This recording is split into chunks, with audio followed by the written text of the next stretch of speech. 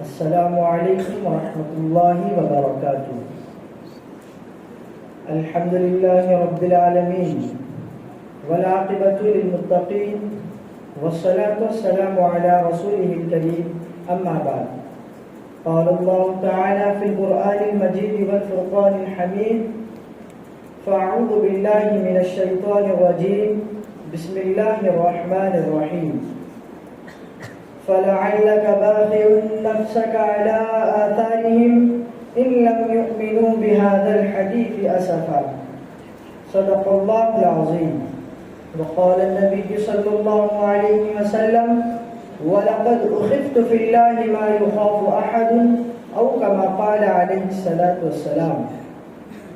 میرے مشفق اساتذہ کرام اور مہمان خصوصی اور میرے عزیز ساتھیوں، آج کے اس بزم پربہار میں میری تقریر کا عنوان ہے آپ صلی اللہ علیہ وسلم کا دعوتی اسلوب واقعہ ہجرت کی روشنی میں۔ اگر آپ بغور سماعت فرمائیں گے تو آپ کو پتہ چل جائے گا کہ ایک داعی کو کس طرح ہونا چاہیے۔ میں اللہ سے دعا کرتا ہوں کہ اللہ مجھے صحیح بات کہنے کی اور آپ حضرات کو صحیح بات سمجھنے کی توفیق عطا فرمائیں۔ ساتھیوں، آپ صلی اللہ علیہ وسلم کی پوری زندگی داعیانہ جد و جہد سے متصف ہے۔ اعلان نبوت سے وفات تک کا عرصہ آپ کی دعوت کی مختلف مراحل کی عکاسی کرتا ہے۔ مخلوق خدا کو دوزخ سے ہٹا کر جنت کی طرف لے آنے کی فکر آپ کو ہمیشہ دامنگیر رہتی تھی۔ آپ ہمیشہ بے چینی محسوس کرتے تھے۔ اسی بے چینی اور تڑپ کو دیکھ کر رب ذوالجلال آپ سے یوں مخاطب ہوا: فَلَعَلَّكَ بَاخِعٌ نَفْسَكَ عَلَىٰ آثَارِهِمْ ان لم يؤمنوا بهذا الحديث اسفا۔ لگتا ہے محمد صلی اللہ علیہ وسلم آپ اپنے آپ کو ہلاک کر ڈالیں گے لوگوں کے پیچھے کہ ایمان نہیں لاتے۔ قرآن میں آپ کو بار بار تسلی دی گئی، چنانچہ ایک اور جگہ ارشاد فرمایا گیا: وَاصْبِرْ وَمَا صَبْرُكَ إِلَّا بِاللَّهِ وَلَا تَحْزَنْ عَلَيْهِمْ وَلَا تَكُ فِي ضَيْقٍ مِّمَّا يَمْكُرُونَ۔ آپ صبر کیجئے، آپ کا صبر کرنا اللہ کی طرف سے ہوگا، آپ ان پر رنجیدہ نہ ہو، آپ ان کی سازشوں سے تنگ مت ہوئیے۔ آپ صلی اللہ علیہ وسلم اس دعوتی دین کی ذمہ داری کے سلسلے میں اس قدر متفکر رہتے تھے کہ آپ کے مصاحبین نے آپ کا حال بیان کرتے ہوئے فرمایا: کان دائم الفکرۃ متواصل الاحزان۔ آپ مسلسل متفکر اور رنجیدہ خاطر رہتے تھے۔ آپ کا کوئی لمحہ دعوتی پہلو سے خالی نہیں گیا۔ جب قرآن کریم میں سورہ شورى میں آپ کو آیت نازل ہوئی: وَأَنذِرْ عَشِيرَتَكَ الْأَقْرَبِينَ، اپنے رشتہ داروں کو ڈرائیے، تو آپ ایک سے دو مرتبہ اپنے رشتہ داروں کو کھانے پر بلاتے ہیں۔ پھر آپ ان سے کہتے ہیں: دیکھو جو دین میں تمہارے لیے لایا ہوں، اس دین میں تمہارے لیے دنیا اور آخرت دونوں کی بھلائی ہے، لہٰذا میری بات مان لو، اللہ کے دین کو قبول کر لو اور میرا ساتھ دو۔ پھر اللہ نے ایک اور جگہ فرمایا: فَاصْدَعْ بِمَا تُؤْمَرُ وَأَعْرِضْ عَنِ الْمُشْرِكِينَ۔ تو آپ مکے کے مخالفانہ ماحول میں کفار مکہ کو دین کی دعوت دیتے ہیں۔ کفار مکہ کو دین کی دعوت دینا کچھ آسان نہیں تھا۔ آپ نے نہیں سوچا کہ مخالفین میرے ساتھ کیا کچھ کر گزریں گے، بلکہ اپنے ڈنکے کی چوٹ توحید کا اعلان کیا۔ ساتھیوں، جب دعوت کی مہم شروع ہوتی ہے تو ساری دنیا کے لوگ آپ کے مخالف ہو گئے، ہر طرف سے آپ کے لیے عرصہ تنگ کیا جانے لگا۔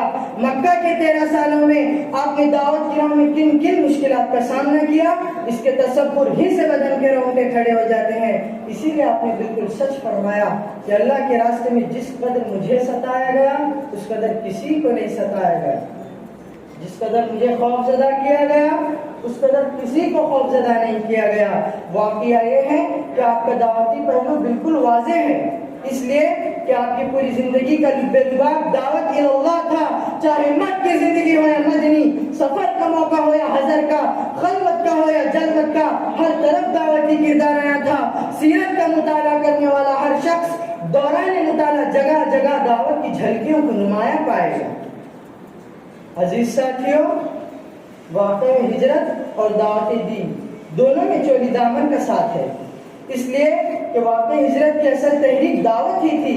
اگر مکے کے مسلمان دین کو چھوڑ دیتے اور آپ علیہ السلام پیغام الہی کی تبلیغ کے فریضے کو ترک کر دیتے تو آپ کے لیے بہت ساری آسائشیں تھی. لہٰذا سونے چاندی کے ڈھیر لگانے کا وعدہ کیا گیا, مکہ کے حسین و جمیل عورتوں سے نکاح کرانے کا وعدہ کیا گیا, اور سردار بنانے کا بھی وعدہ کیا گیا, بشرطے کہ آپ دین سے باز آ جائیں. لیکن آپ نے ایسا نہیں کیا. کہا میرے ایک ہاتھ میں سورج اور ایک ہاتھ میں چاند لا کر رکھ دو گے تب بھی میں اس دین سے باز نہیں آؤں گا. پھر آپ نے طائف کا سفر کیا اس امید سے کہ وہاں کی سردار آپ کی دعوت کو قبول کر لیں. لیکن افسوس صد افسوس آپ وہاں سے بھی مایوس لوٹتے ہیں. پھر آپ کے ذہن میں خیال آتا ہے کہ دعوتی دین کی کامیابی کے لیے دوسری زمین کا انتخاب ضروری ہے. تو آپ حالات کا جائزہ لیتے ہوئے, حالات کو مد نظر رکھتے ہوئے آپ نے مجبور ہو کر ہجرت فرمائی.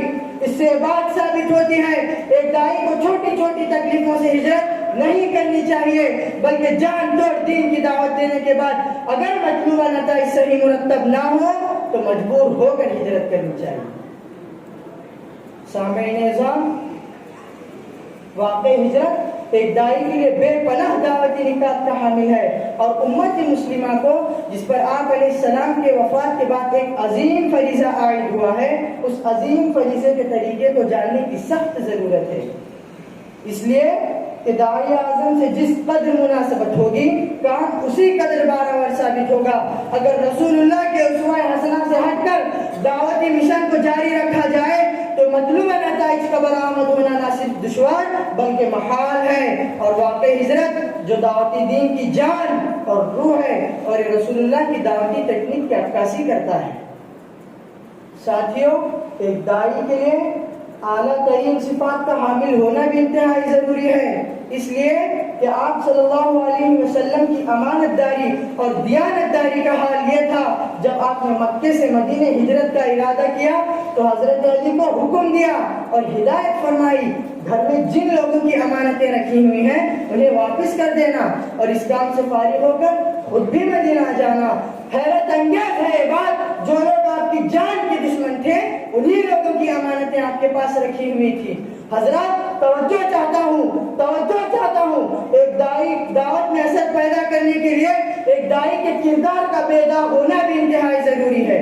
آج دعوتی میدان میں گفتار کے غازی تو بے شمار پائے جاتے ہیں, لیکن کردار کے غازیوں کی شدید قلت ہے, اور ہماری ساری محنتیں بے سود و بے اثر دکھائی دے رہی ہیں, جس کی متعدد وجوہات میں سے ایک اہم وجہ ایک داعی کا ایثار اور قربانی کے جذبے سے خالی ہونا ہے.